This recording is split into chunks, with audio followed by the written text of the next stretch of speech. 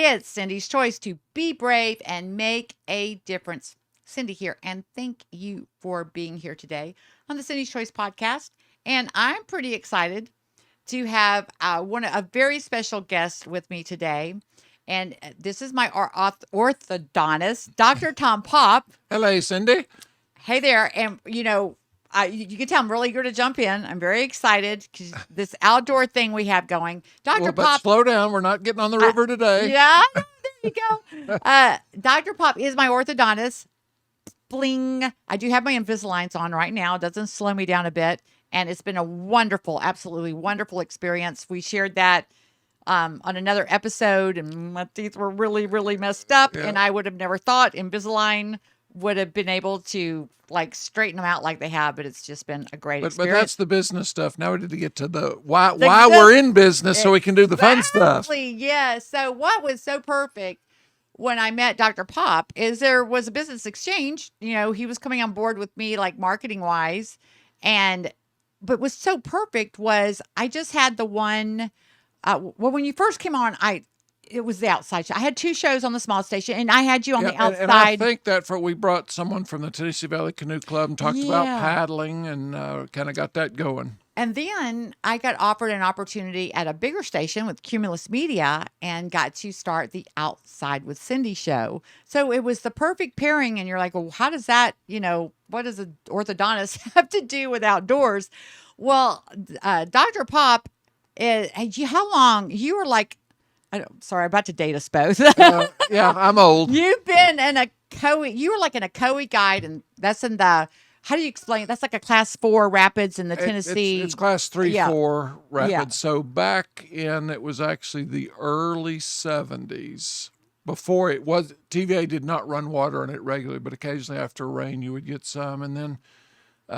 Somewhere in there in the early mid 70s, they did some of their tests, but we've been running it since the before mid 1970s. they were. So you really had to watch when is it going to be good so we could go. Correct. And kind of like hang gliding. You got to wait for the weather kind of thing. The other big difference back then, all our kayaks and canoes were fiberglass. Today they're all this heavy duty Tupperware where you can hit the rocks. Back then you were really trying not to hit the rocks or you had to patch your boat. So little different back then. But I can't imagine. I think we started guiding up there like 1978. So it's kind of funny now talking to the raft guides. I was born in 1990. I know. I'm like, or I'll go up and occasionally up there when you're paddling, you hitchhike to get a ride back up to the top, and you'll hop in with somebody and they start talking, and then they'll say, "Oh, well, how long have you been paddling?" or something, and I just kind of almost don't even want to answer. And every time we talk about kayaking, it's like I'm always amazed at how, 'cause I'm a hang glider pilot, and I was flying for a long time, of the similarities because we fly off the mountain and then we got to get a ride back up the mountain so we can fly down the mountain again, and that brings me to one thing too, because of course I had the Outside with Cindy show because I love the outdoors and I love so many different activities. Hang gliding and golf and mountain biking and I ended up going caving. Like I just love to do everything, but I'd never really been involved in kayaking before. Right. And I really honestly thought, I don't want to, that just seems too, that's crazy stuff. The whitewater thing. Well, it's not if you do it in the proper steps. Exactly. But the fun thing is to get introduced to the whitewater, you can go in rafts as groups. Yep. And you don't need, you probably don't want to be scared of the water, but other than that, you don't need any experience, and the outfitters up there totally take care of you. I'm proof of that, yeah.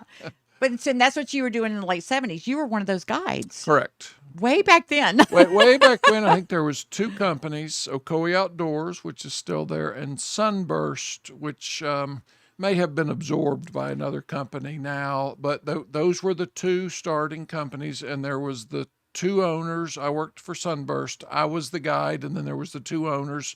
We had 2 rafts and a truck, and one guy'd drive the truck, and the other 2 would take the rafts down. And back in those days, you met the clients at the put-in. You didn't have the school buses and all the locations. Yeah. So it was a little different in those days. Also, back in those days, there was a bailing bucket.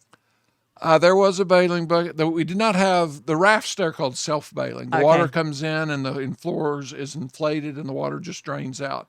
Well, in those days, it was literally like a big bathtub in there. So by the end of a rapid, you were filling up so full you couldn't control the raft very well. So you were either bailing or at the end of a rapid, you would stop. Everybody would get out and you would dump the raft over. But more people got injured dumping rafts I than can ever did imagine. rafting. I can imagine.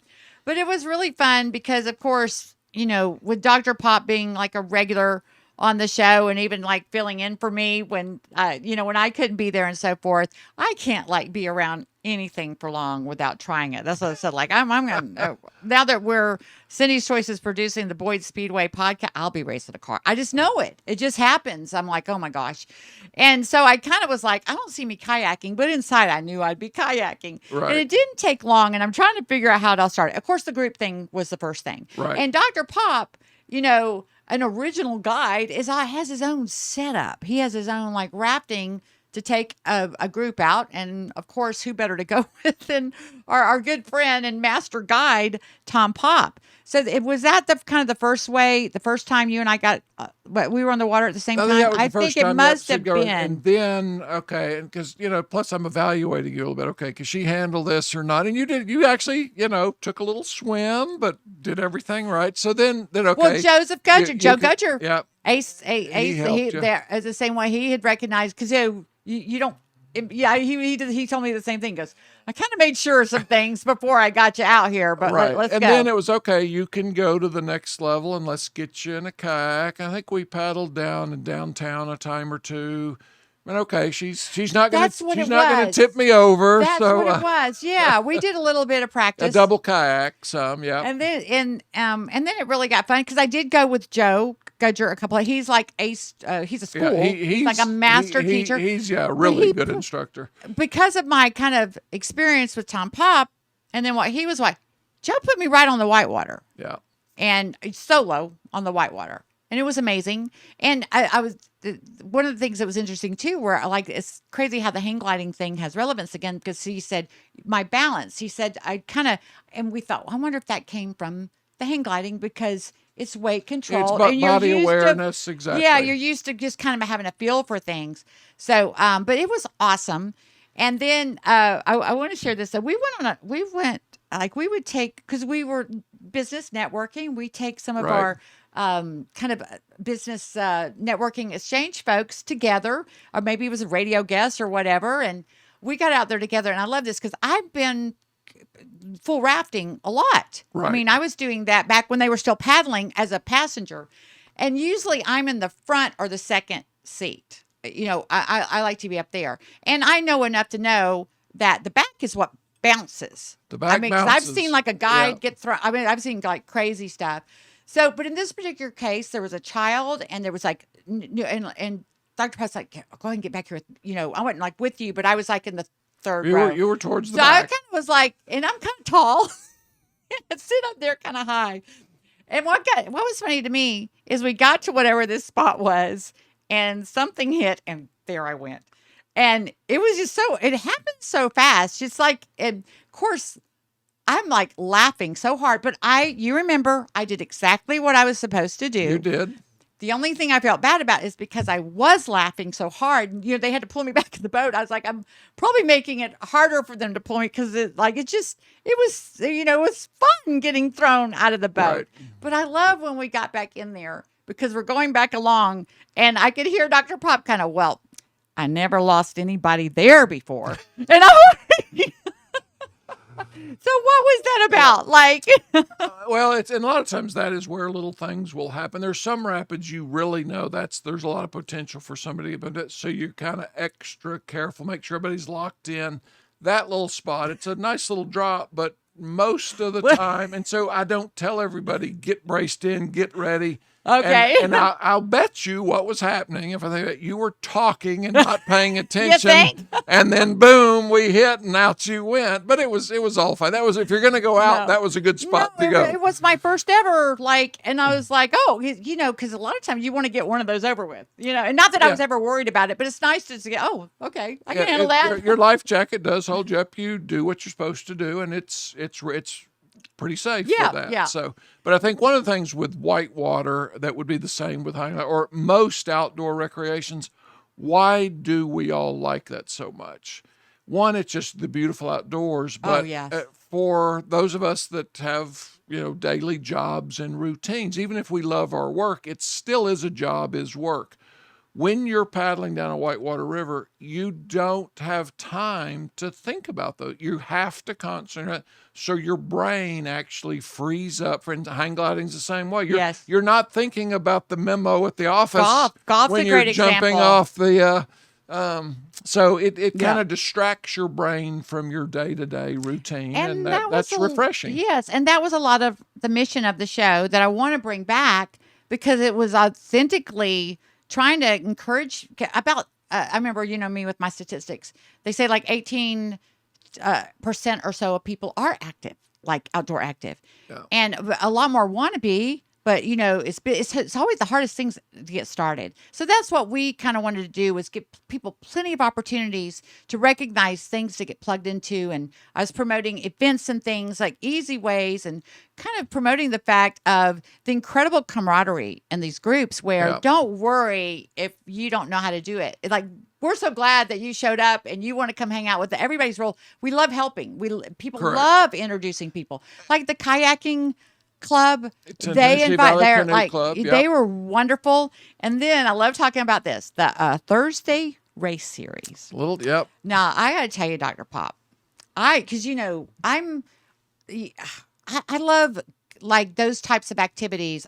Like I've got this little bit of a competitive thing, and it's like you kind of got to let that go when you don't get to do something enough to be Right. competitive. So, like I love best ball games for golf, where like I can contribute in the game, but not everybody's counting on me. They can use my good shots.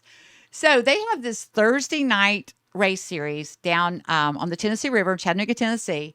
And it's awesome. Yeah, y'all time each other. There's a different person that kind of lays we out just the kinda track each share, week. and it's fairly low key, and it's usually we'll do it for June through August or early September, and it's whoever shows up. And there are some of us who are actually trying to paddle hard and race, and there's others they're just there to be there.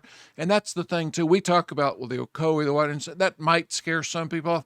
You can also go to Chester Frost Park and just go drift out on your inflatable float, Like I did and you're with enjoying the yeah. water. It doesn't have to be intense, and it's the same thing with this Thursday night. There's no embarrassment about whether you're last, first, whatever. It's just to be out there and have fun. Exactly. Well, just like I did with the canoe club, we were upstream. We put in upstream and just did a downstream, like Yeah. 12-mile run. And it didn't matter if, I kept up pretty good, but it didn't, nobody cared. It's just like, we're going to go, And if you're get down having there. trouble, somebody's going to help you. Exactly. So we loved, Dr. Popp and I authentically loved encouraging people and helping them introduce things. But what I loved was, I love how when you take your dogs on the water with you, that's always funny. But what I loved was when you invited me to come race with you. Yeah. Really, that was I get to come race with Dr. Popp. Because that it's like, that Dr. Popp can paddle, and so can Colton. You guys are They pretty, can. y'all are pretty Yeah. competitive, and so I got to be like, and I was like really like, oh my gosh, I was more concerned about not messing you up, because like Right. when I remember on the corner, I just pulled up when we went around the corners. That was where I was the most afraid of messing you up, but I Right. kind of tried to stay in there with you and had so much fun. I don't remember how we placed. But We weren't last. Okay, exactly.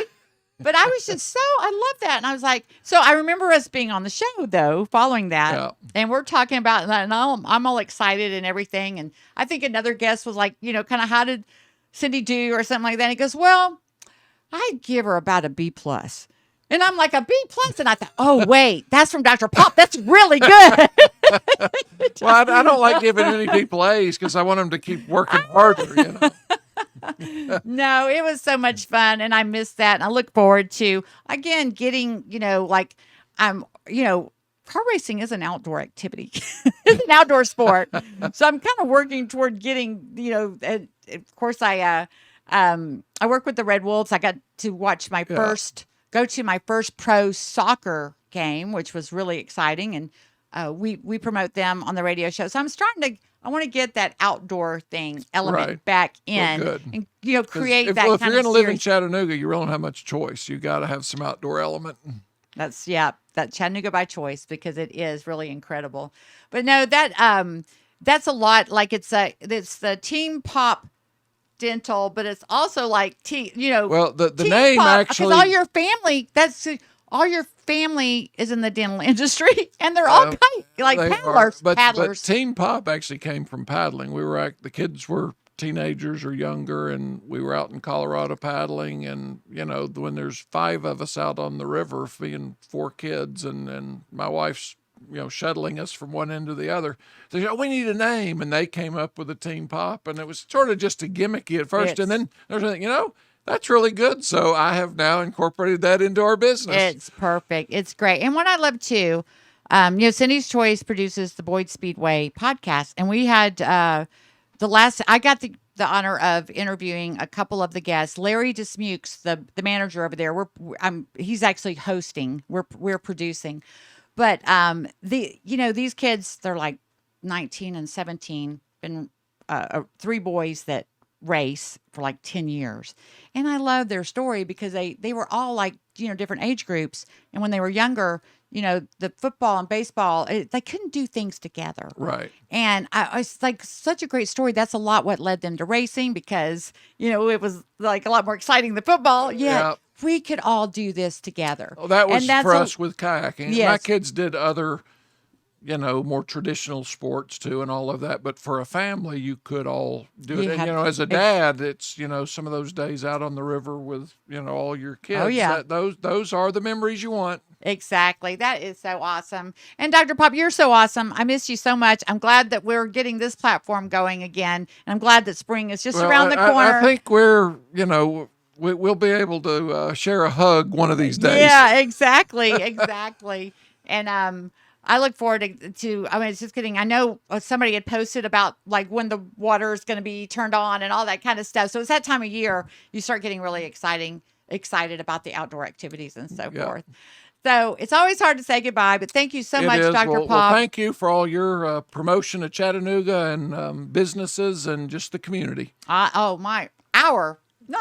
just our me anymore. Community, Our community, but our honor, because it's like it's just been me, and now I feel like a team, and a team, like a Team Pop. That's right. So it's just really awesome. And always, thank you for joining us, and we'll see you next time.